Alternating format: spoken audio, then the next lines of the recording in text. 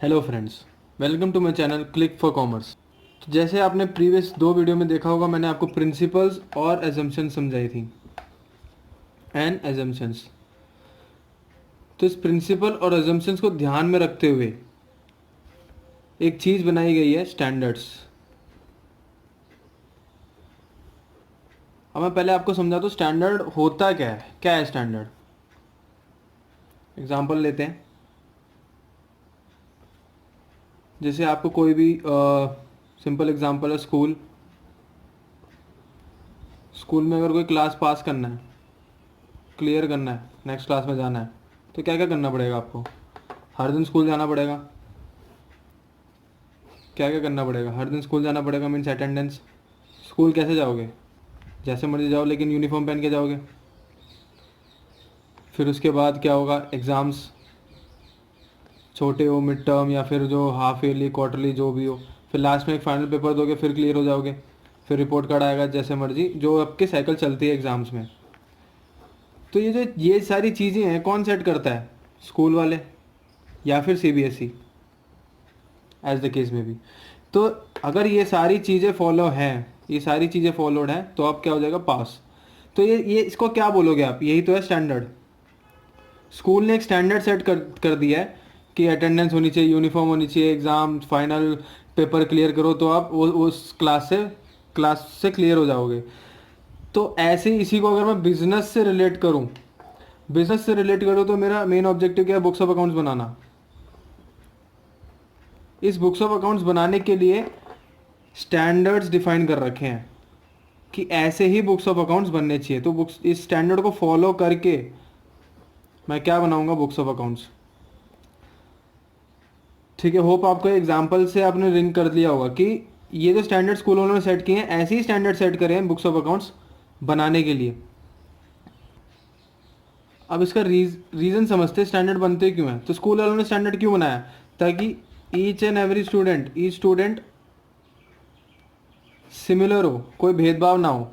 मतलब जैसे for example uniform एक डिफाइन फिक्स कर दिया कि हाँ भाई ऐसे ही पहन के आना है, कि शूज़ हैं या फिर शर्ट्स, हाफ स्लीव, जैसे मर्जी है। तो यूनिफॉर्म आपको, हर स्टूडेंट को सेम ही यूनिफॉर्म पहन के आना पड़ेगा। अगर ये स्टैंडर्ड सेट नहीं होता तो कोई चप्पल में आ रहा है, कोई जूते में आ रहा है, कोई घर के कपड़ों में आ रहा है, कोई फुल स्लीव्स, तो वो क्या होगा? यूनिफॉर्म मेंटेन नहीं होगा, हर स्टूडेंट का एक लेवल, सेम लेवल मेंटेन नहीं होगा। सिमिलरली जैसे स्कूल में स्टूडेंट्स हैं, तो ऐसे ही बिजनेस एक कॉम्प्लेक्स चीज़ है। तो बिजनेस कॉम्प्लेक्स है, तो उसके लिए मीन्स जो भी बिजनेस कर रहा है, तो हर कोई अपना ना फॉलो करे, सेल्फ के रूल्स ना फॉलो करे। हर कोई बिजनेस एक जैसा हो, सिमिलर हो। सॉरी, बिजनेस तो सिमिलर नहीं होगा, लेकिन बिजनेस में जो बुक्स ऑफ अकाउंट्स बनाने के तरीके हैं वो सिमिलर हो जाएगा। मीन्स आप कोई भी बिजनेस में जाओगे, चाहे अब यहाँ पे क्या कहते हैं, किसी शॉप्स में चले जाओ या फिर कोई मैन्युफैक्चरिंग बिजनेस में चले जाओ, तो हर जगह जो अकाउंटिंग ट्रीटमेंट होगी कोई भी एक आइटम की, मान लो मशीन को कैसे रिकॉर्ड करना है, क्या करना है, तो हर एक बिजनेस में जब आप जाओगे तो एक स्टैंडर्ड फॉलो हो जाएगा। तो इससे फ़ायदा क्या होगा? हर बिजनेस को एक यूनिफॉर्म लेवल में मेंटेन होगी। किसी को एक दूसरे को बिजनेस से क्या कहते हैं, असेस करना है या फिर दूसरे बिजनेस के बारे में जानना है, तो इजीली जान सके, क्योंकि हर जगह एक ही चीज़ फॉलो हो रही है। तो इसलिए स्टैंडर्ड्स बनाए गए। अब स्टैंडर्ड्स बनाता कौन है, उसकी तरफ चलते हैं कि स्टैंडर्ड्स बनाता कौन है। तो इंडिया में स्टैंडर्ड्स बनाता है ICAI, institute of chartered accountants of India. तो इंडिया में ये बनाता है स्टैंडर्ड्स, और इंटरनेशनल लेवल में बनाते हैं IASB, international accounting standards board. तो ICAI बनाता है इंडिया में, और इंटरनेशनल लेवल में IASB बनाते हैं ये स्टैंडर्ड्स। तो स्टैंडर्ड्स बहुत सारे होते हैं, हर एक आइटम के लिए इन्होंने स्टैंडर्ड डिफाइन कर रखा है कि ये कैसे होगा, ये कैसे बनेगा। तो हर एक आइटम के लिए स्टैंडर्ड डिफाइंड होता है। तो इंडिया में दो तरीके के होते हैं स्टैंडर्ड्स। अब मैं इंडिया की बात करता हूँ कि इंडिया में कैसे कैसे कैसे स्टैंडर्ड्स। एक होते हैं अकाउंटिंग स्टैंडर्ड,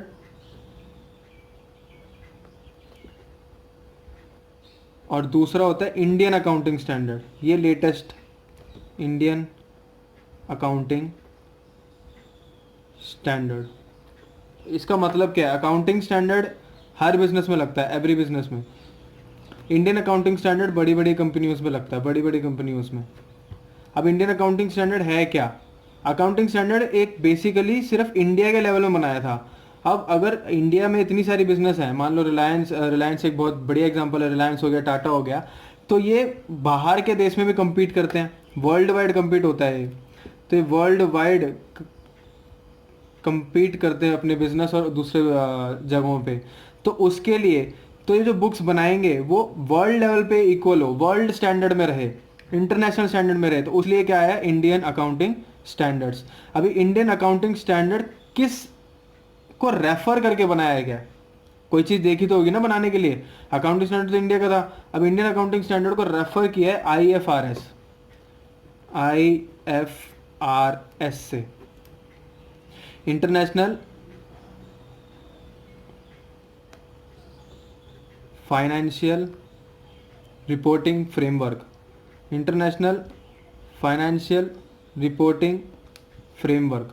तो ये जो IFRS है, इसको अपने इंडिया के हिसाब से मॉडिफाई करके इन्होंने इंड AS बना दिया है। इंड AS लगता क्या है, बड़ी बड़ी कंपनियों पे, जैसे जितनी भी कंपनीज स्टॉक मार्केट में है, ये एक वाइड टर्म है, स्टॉक मार्केट में, या फिर आप ऐसे मान सकते हो जो पूरे वर्ल्ड में उनका बिजनेस चल रहा है। एक सिंपल तरीके से समझना है तो बड़ी बड़ी कंपनियां, तो उन पे इंडियन अकाउंटिंग स्टैंडर्ड लगता है, और बाकियों पे क्या लगता है, अकाउंटिंग स्टैंडर्ड्स।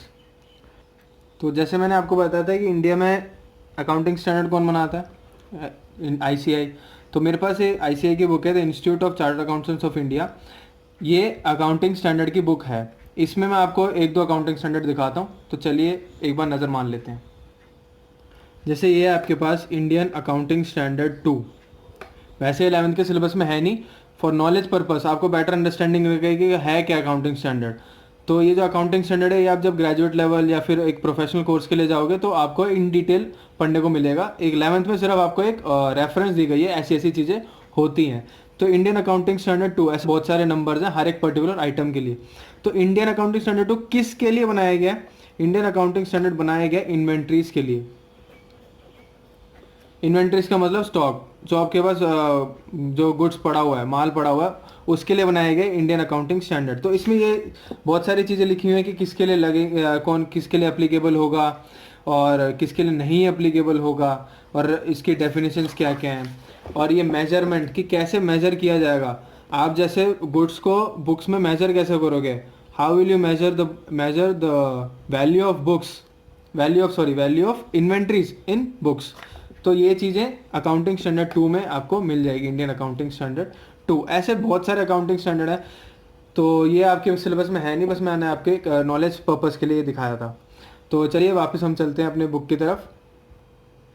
तो जैसे ये TS ग्रेवाल की बुक मैंने ले रखी है, इसमें भी IFRS का मतलब समझा रखा है, और बनाता कौन है, क्या पर्पस है। तो ऐसी वेरियस चीज़ें इसमें समझा रखी है। डिफरेंस बिटवीन IFRS और accounting standards, difference between IFRS और अकाउंटिंग स्टैंडर्ड। गैप का मतलब होता है जनरली एक्सेप्टेड अकाउंटिंग पॉलिसीज, जो जनरली सारे एक्सेप्ट करते हैं। जो मैंने आपको प्रिंसिपल्स और एजम्पशंस बताए वही हैं, हर जगह वही अप्लाई होते हैं। तो ऐसी ये सारी चीज़ें हैं आपके बुक में। तो आज के लेक्चर के लिए इतना ही बहुत है। मैंने आपको अकाउंटिंग स्टैंडर्ड समझाया कि इंडियन अकाउंटिंग स्टैंडर्ड क्या होता है, नॉर्मल अकाउंटिंग स्टैंडर्ड क्या होता है, IFRS क्या होता है, बनाता कौन है, कि इसका मेजर पर्पस क्या है। तो ये सारी बातें मैंने आज के वीडियो में आपको समझा दिया। तो आप अपने बुक से एक बार रीड ज़रूर कर लीजिएगा। बाकी मैं नेक्स्ट क्लास में आपको मिलता हूँ एक नए टॉपिक के साथ। तो that's it for today guys, आज के लिए इतना ही बहुत है। मैंने आपको अकाउंटिंग स्टैंडर्ड पढ़ाया था कि स्टैंडर्ड होते क्या हैं, कि कैसे होते हैं, कौन बनाता है। ICAI इंडिया के लिए बनाता है, बाहर के लिए IAS भी बनाता है, और IFRS क्या होता है, इंड AS क्या होता है। मैंने आपको एक प्रैक्टिकल एग्जाम्पल भी दिखाया है कि इंड AS